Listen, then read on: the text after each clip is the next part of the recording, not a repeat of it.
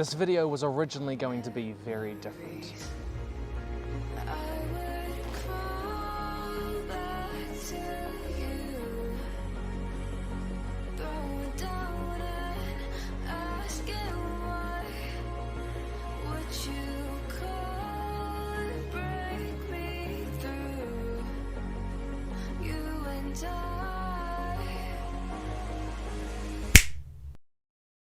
Because when I wrote this script, I was in a very different headspace than I am now. When I write a script, I tend to stick to it pretty closely, but I am not necessarily feeling all of the words that I wrote in this script.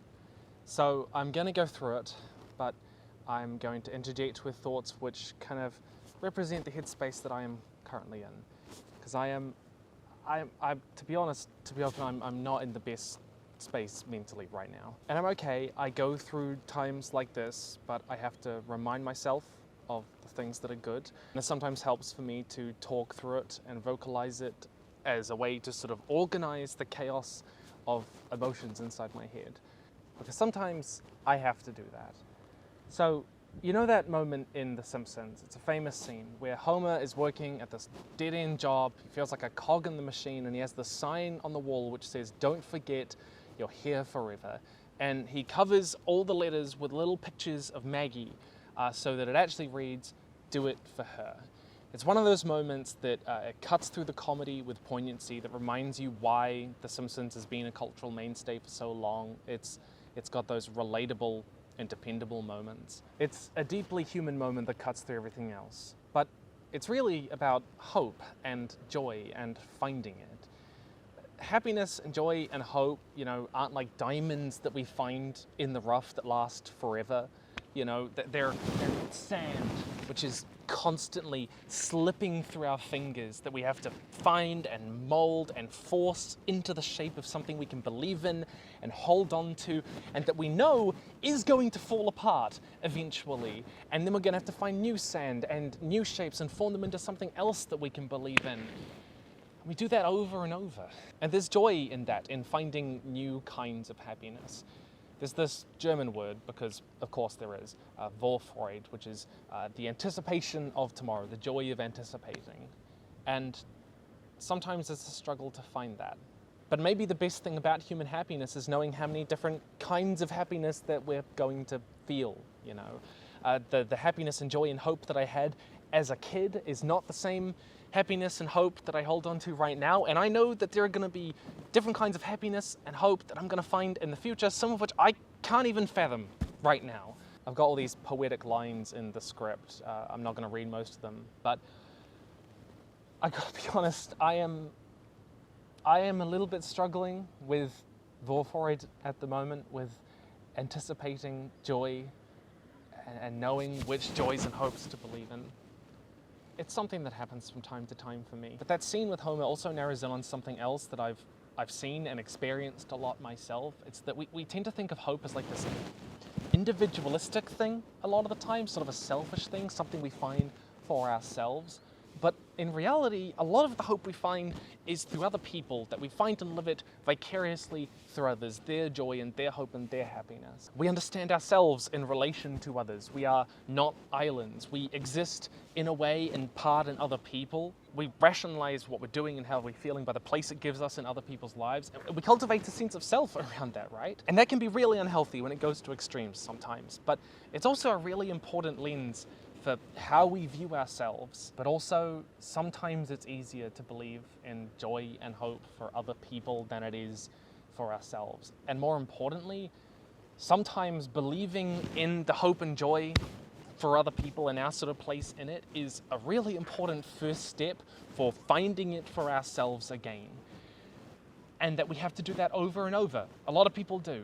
It's a little bit of what I'm having to do right now. And in all my years, working with people who've been struggling with suicide and depression and all of that, this comes up over and over. They talk about their family and their friends and their pets. Oh my God, people's pets are so important because sometimes it's so much easier to believe you matter for them than for yourself, and it's an important first step in recognizing that you do matter for yourself.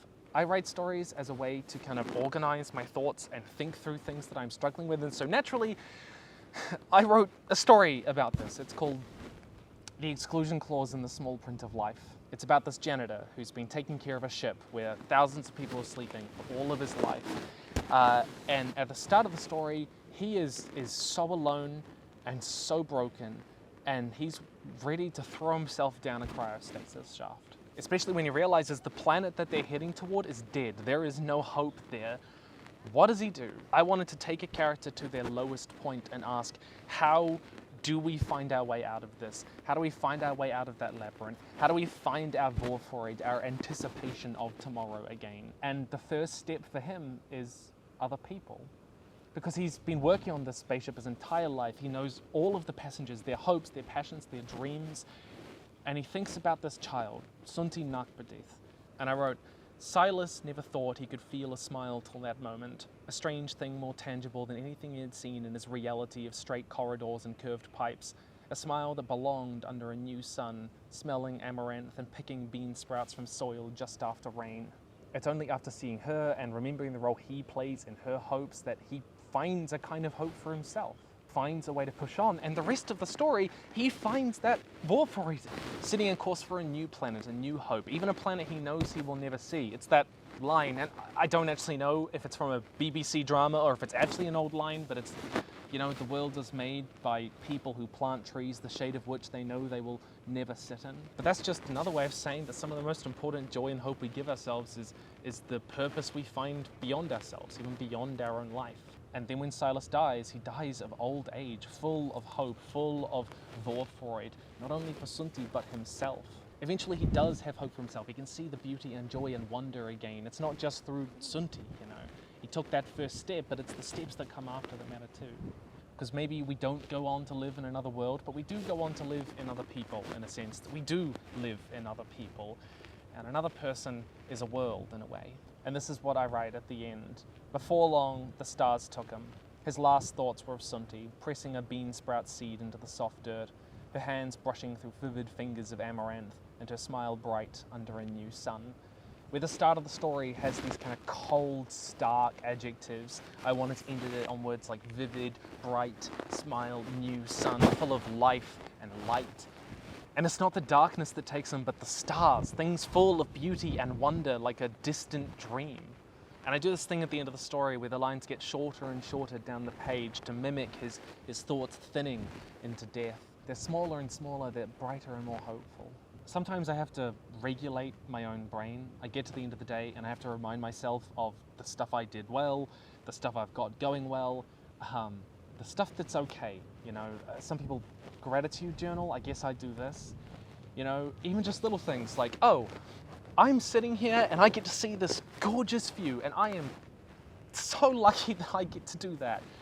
Or that I managed to come out here and I wrote a script and I filmed here and I set it all up.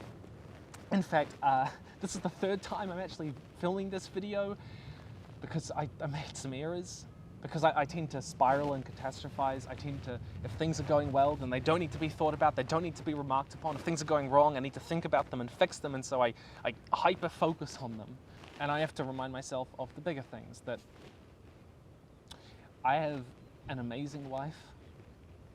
We've been married for a year now, and she is so incredible to me. So amazing. Or that I get to make writing videos and world building videos, and I know that those have helped people, and that's incredible that I get to do that I get to make these sorts of videos. And I know that in my years with counseling that I've managed to help people who have struggled with a lot of stuff, and that I'm so glad that I could do that. Even just the fact that I get to share my short stories with people is the most profound blessing I could have. So I want to ask you, you know, where do you find your Vorfreud, your anticipation of tomorrow? Because I guess I'm finding it a bit more in all those other things right now than I am necessarily just finding it for myself.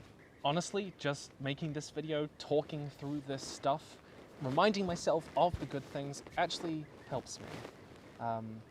Sometimes you can know something is good, you can know that you have certain things, but you don't necessarily feel them. And for me, telling myself, reminding myself consciously of the good stuff is a step closer. It's something that I need to do to get myself back into that good headspace. And I'll be okay again. I go through these sometimes, but it is something that I have to regulate, that I have to manage, and that I know a lot of people are managing, and that everyone has their own different ways of managing. What joy are you finding for yourself right now? What joys are you anticipating for tomorrow? Tell me down below. If you would like to read that full story, it's been published in Apparition Literary magazine. It's also in my book, A Catalogue for the End of Humanity, where I talk a fair bit amount about mental health and stuff like that. Links are below. Thank you so much. Stay nerdy, and I will see you in the future.